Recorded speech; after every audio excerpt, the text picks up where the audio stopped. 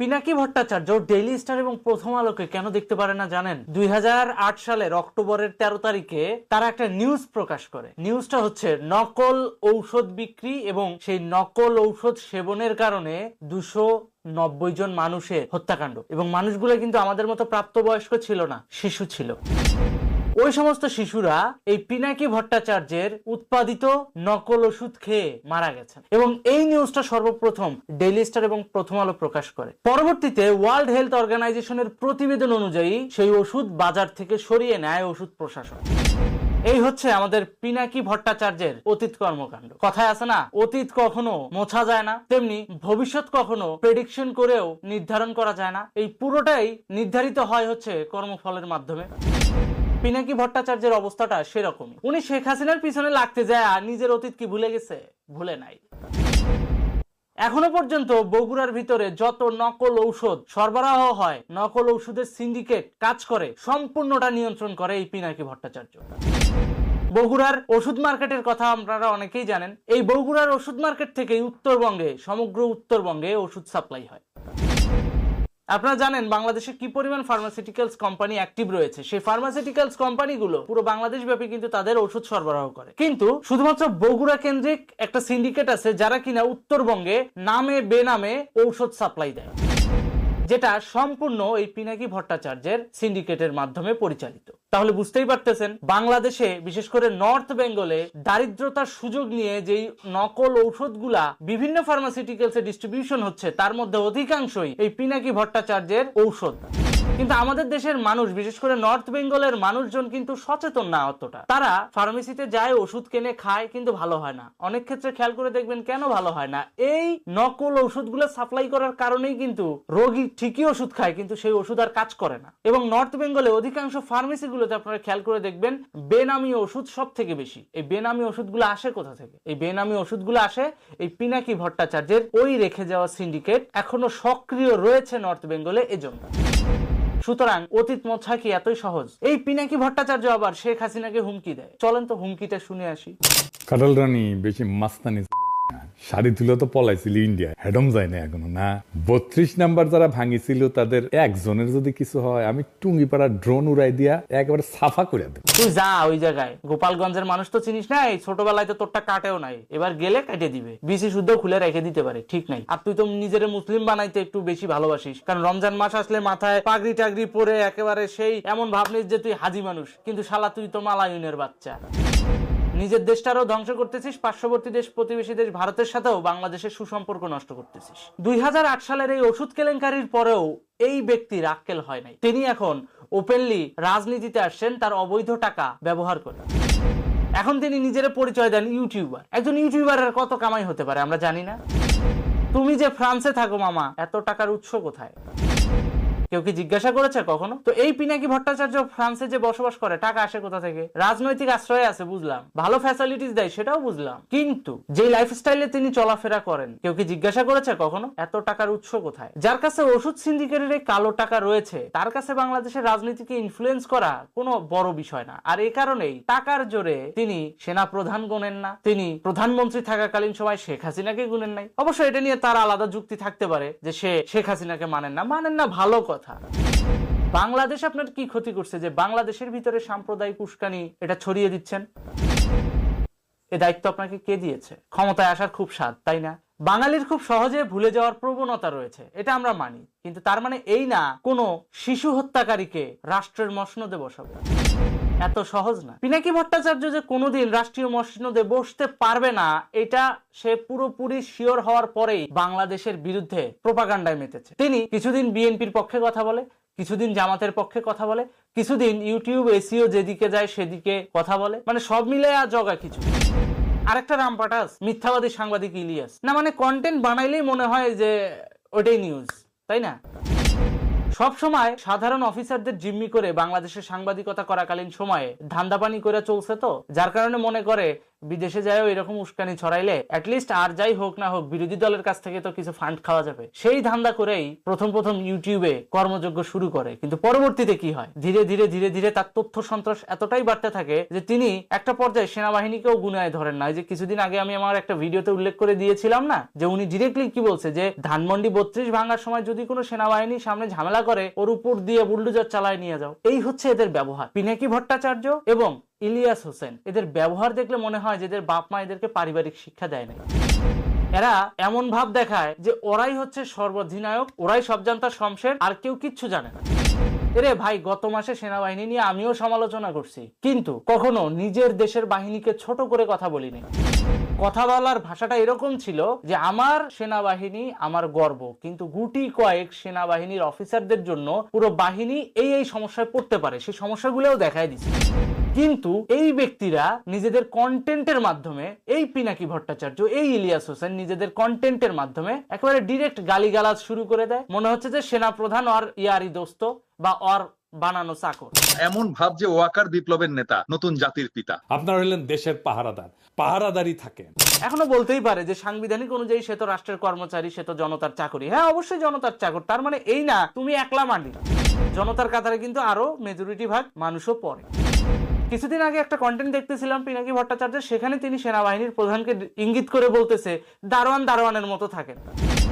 কি রে ভাই, দারোয়ানের মতো থাকবে? তুমি এমন কি মালিক হয়ে গেছো যে তুমি পলায়া রিফিউজির মতো ফ্রান্সে বসে আছো? সেনা প্রধান ওয়াকারুজ্জামানের সাথে লাগার আগে হিসাব করে নিও যে সে এখনো একটা বাহিনীর প্রধান। তার সঙ্গে যদি তুমি যৌক্তিক কারণে সমালোচনা করতে চাও, সেই যৌক্তিকতাটাকে উল্লেখ করে তুমি সেটা ধরায় দিতে পারো, কিন্তু তাকে আক্রমণাত্মক কোনো কথা বলতে পারো না, তাকে ছোট করে কথা বলতে পারো না। কারণ আত্মসম্মান বোধ তোমার না থাকলেও ওই ব্যক্তির আসছে, কারণ ওই ব্যক্তি কোনো স্মাগলিং করে দেশ ফেরারি না, ও কিন্তু দেশের প্রতি লয়াল এবং দেশের প্রতি সেবা দিয়েই কিন্তু এত দূর আসছে। হ্যাঁ, মাঝখানে একটু পথভ্রষ্ট হয়ে গেছিল, সেটাও আমরা সমালোচনা করেছি এবং যৌক্তিক গঠনমূলক সমালোচনা হয়েছে। গালিগালাজ করে কখনো যৌক্তিক জিনিস ধরায় দিলেও সেটা ফলপ্রসূ ভূমিকা তুমি পাবা না। এটা পিনাকি ভট্টাচার্যের উদ্দেশ্যে আমার একটা বাণী, যে ভাই, গালিগালাজ বাদ দিয়ে তুমি যৌক্তিকভাবে তুলে ধরো। আশা করি তোমার এটা যদি লিগ্যাল হয় মানুষ দেখবে। তুমি করে বলছি সম্মান নিয়ে, কিন্তু এই ব্যক্তি তো আমার নেত্রীকে সেই সম্মানটুকুও দেয় না।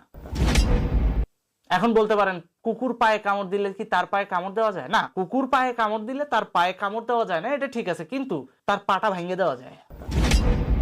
কি ভাবছে ও বগুড়ার সন্তান? বগুড়ার সব মানুষের কি ও কিনে নিছে? ও যদি নর্থ বেঙ্গলের হয়ে থাকে আমিও নর্থ বেঙ্গলের। ও যদি স্মাগলার হয়ে থাকে আমিও দেশপ্রেমিক। ও যদি বাটপার হয়ে থাকে আমিও বাটপার ধরার কারিগর। ও যদি নিজের সব জানতা শমশের ভাইবা থাকে, তাহলে আমি ক্ষুদ্র জ্ঞানে হলেও ওকে কিছু কোশ্চেন তো অ্যাটলিস্ট করতে পারবো। কারণ আমি বয়সে ওর ছোট, তাই বেশি বাড়াবাড়িমূলক কথা আমি বলতেছি না, কিন্তু আমার জায়গা থেকে শুধু এইটুকু বলতে চাই, তথ্য সন্ত্রাস চালায়া হয়তো নিজের পেটটা চালাইতে পারতেছেন এবং বাংলাদেশে আপনার অনুসারী কিছু মানুষজন আছে তাদেরকে উস্কায়া দিতে পারতেছেন, কিন্তু দিন শেষে এতে বাংলাদেশ ধ্বংস হচ্ছে। বাংলাদেশের সাধারণ মানুষ আমরা কি দেখতে পাচ্ছি? মারামারি, কাটাকাটি, হানাহানি, এগুলাই। কিন্তু দিন শেষে দেশের কোনো উপকার হচ্ছে কি? হচ্ছে না। আগেও আপনারা দিয়া দেশের কোনো উপকার হয় নাই। 290 জন শিশু মারা গেছে, বলবেন 289 জন, কিন্তু 289 জন না, একেবারে কাটায় 290 জন শিশুই মারা গেছে। এই মানুষগুলোকে হত্যা করে আপনি দেশ ফেরারি হয়ে আছেন। এখন বলতে পারেন আমি তো ওখানে চাকরি করতাম। চাকরি করতেন ঠিক আছে, কিন্তু আপনি ছিলেন COO। আপনার অধীনে ছিল মার্কেটিং এবং উৎপাদন দুইটাই। তাহলে আপনি যে কাঁচামাল কেনার ক্ষেত্রে 2 নাম্বারই করছেন, সেটার বলি হয়েছে 290টা শিশু, যারা আপনার বানানো ওষুধ খায়া মারা গেছে। সেই কেসের থেকে বাঁচতে আর সাথে একটু রাজনীতি করতেন, আগে থেকে একটু মোটামুটি জানাশোনা ছিল, দৌড় দিছেন ফ্রান্সে, রাজনৈতিক আশ্রয় নিছেন যে আমারে তো রাজনৈতিক কারণে খুঁজতেছে, কিন্তু আপনার তো রাজনৈতিক কারণে খুঁজতেছে না, আপনারে খুঁজতেছে হচ্ছে আপনি 290টা শিশুর হত্যাকারী। শুধু তাই নয়, ওয়ার্ল্ড হেলথ অর্গানাইজেশনের 2008 সালের অক্টোবরের রিপোর্ট যদি এখনো খোঁজ নেওয়া হয়, এখনো যদি নথি বাইর করা হয়, আপনি ফাইসে যাবেন। আপনি শেখ হাসিনারে বললেন না? তুই ভাবিস তুই কোনটি আসছো জানি না। হ্যাঁ, তুই তো আসো এটি প্রণব কাকা যেটি থাকিছিল 10 রাজাজি মার্ক কয়ে দিলাম। এমন ভাব যে উনি সব জানতা শমশের, উনি জানে শেখ হাসিনা কোথায় আছে, আর পৃথিবীর কেউই জানে না, কেউ তাকে খুঁজে বের করতে পারবে না। গুগল আর্থ নামে একটা সফটওয়্যার আছে, এটাতে যদি আপনি কোনো একটা লোকেশন সার্চ দেন, দিয়ে যদি জুম করেন, এই ধরনের পিকচার অনায়াসে পাবেন, যে কোনো বিল্ডিং এর যে কোনো ফটোকে। আর তাছাড়া আরেকটা বিষয় বলি, বাংলাদেশের রাষ্ট্রীয় অতিথিশালা কয়টা আছে এটা আপনি যেমন গুগল করলে পেয়ে যাবেন, ঠিক তেমনি ইন্ডিয়ায় রাষ্ট্রীয় অতিথিশালা কয়টা আছে সেটাও আপনি গুগল করলে পেয়ে যাবেন। সো গুগল থেকে ইনফরমেশন তুলে নিয়ে এসে আমাদের সামনে ঝাইরা বলতেছে কি শেখ হাসিনা কোথায় আছে আমরা জানি। পিনাকি ভট্টাচার্য আসলে কমন সেন্সটা ইউজ করছে কোনটা জানেন? প্রেসিডেন্সিয়াল কোয়ার্টার কোনটা আছে, সেই প্রেসিডেন্সিয়াল কোয়ার্টারের মধ্যে বাঙালি প্রেসিডেন্সিয়াল কোয়ার্টার কোনটা সেটা বাইর করে সেটার ঠিকানা গুগল আর্থে দিয়া সেই বিল্ডিং এর ছবি তুলা আপনারে আমারে বোকা বানাইতেছে কি আমরা তো জানি শেখ হাসিনা কোথায় আছে। মানে এতটা বোকা ভাবে বাঙালিদের। আজকাল ডিজিটাল যুগ, ডিজিটাল যুগে তথ্য হাতের মোয়া, এটা কি ভুলে গেছে? আর ওয়েস্ট বেঙ্গলে যদি কোনো বাঙালি প্রেসিডেন্সিয়াল লেভেলের কেউ থাকে বা রাষ্ট্রপ্রধান লেভেলের কেউ থাকে, তাকে তো ওই রাষ্ট্রপ্রধানদের কোয়ার্টারেই রাখবে। আর অতীতে বাঙালি রাষ্ট্রপ্রধান হিসেবে যে কয়জন মানুষ আছে তাদের তো লিস্ট গুগল করলেই পাওয়া যায়। আর এমন ভাব দেখাচ্ছে তিনি যে শেখ হাসিনা কোথায় আছে তিনি সব জানে। কিন্তু এটা বেকুব, যা নতুন জায়গায় যা আবার খুঁজে বের করবো। তুই সারা জীবন দৌড়ে বেড়াবো, তোর জান আমি কালা কালা করে দেবো। আজকে স্যাম্পল দিলাম একটু, আরো অনেক কিছু জানি, পরে কমুনি। ফ্রান্সে তো তুইও বাসা চেঞ্জ করছিস, তো ভাই তুই ভাবছিস কে শেখ হাসিনা কি তোর লোকেশন জানে না? তুই কি মনে করছিস? রিসেন্টলি যে বাসা চেঞ্জ করে যে বাসায় উঠিছো সেটার ঠিকানা কিন্তু একেবারে রিয়েলিটি ভাবে আছে। গুগল আর্থে সার্চ দিয়ে আমিও কিন্তু তোমার বিল্ডিং এর ছবি দেখাইতে পারি।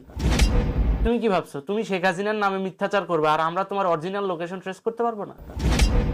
তোমার সাথে আছে ইউটিউব আর গুগলের শক্তি, আর আমাদের সাথে আছে পুরো পৃথিবীর সুসম্পর্কের শক্তি, আইডিওলজিক্যাল শক্তি। সুতরাং এতটা ভোদাই ভাবার কিছু নাই আওয়ামী লীগকে। কি ভাবছেন আমরা আপনার বাসার খোঁজ নেই না? আপনি একাই শেখ হাসিনার খোঁজ নেন আর শেখ হাসিনার লোকজন কি ললিপপ খায়? শেখ হাসিনার লোকজনও আপনার উপর নজরদারিতে রাখছে। এত সোজা না। আপনি যদি একজন স্মাগলার হয়ে এত দূর আসতে পারেন, আর সে বঙ্গবন্ধু কন্যা রাষ্ট্রের লিডার, বুঝতেই পারতেছেন সে কিন্তু আঙুল চুষে বসে থাকবে না, এটা মাথায় রেখে। পিনাকি ভট্টাচার্য হচ্ছে বাংলাদেশের নাম্বার 1 দেশদ্রোহী এবং তথ্য সন্ত্রাসী। এই বাংলাদেশে উস্কানি ছড়াচ্ছে, এই এখন সেনা প্রধানের বিরুদ্ধে লাগছে, কারণ সেনা প্রধান নিজের রাষ্ট্রের সার্বভৌমত্ব বাঁচাতে এবং প্রতিবেশী দেশের সাথে সুসম্পর্ক রক্ষায় কাজ করতেছে। মোট কথা হচ্ছে ভাই মিলেমিশে চলার যে চিন্তা ভাবনা সেটা করতেছে। আর এটা দেখে এই পিনাকি, এই ইলিয়াস, ওদের পেছনে আগুন লেগে গেছে, জ্বলতেছে ওই জায়গাটা, যার কারণে এরা অপপ্রচারে নামছে। ওরা কি ভাবছে যে সাধারণ মানুষ কি বোকা, ওদের কথায় ওঠে আর বসে? একটা স্পেসিফিক একটা গ্রুপকে পেট্রোনাইজ করলে যে কেউই মাঠে নামাইতে পারবে।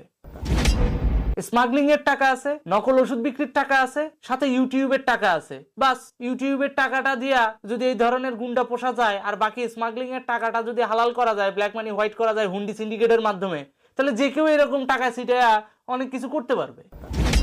এই স্মাগলারকে ইন্টারন্যাশনালি সামনে ধরা হবে। Just wait and see. ও এখন ওর বাসা চেঞ্জ করছে না, ফিউচারে দেখেন না কেন ওর বাড়িতে থাকতে পারবে না। ও শেখ হাসিনাকে নিয়ে যা যা করছে, যা যা কনস্পাইরেসি করছে, 32 নাম্বার বাড়ি ভাঙছে, 32 নাম্বার বাড়ি ভাঙার ক্ষেত্রে ও বাংলাদেশে সরাসরি ফাইন্যান্স করছে এবং নব্য কন্টেন্ট ক্রিয়েটর যেগুলো আছে তাদেরকে ইউজ করে সেটা আবার মার্কেটিংও করছে। কর, কোনো সমস্যা নাই। তোর গোড়া কোন জায়গায় সেটা আমরা জানি না।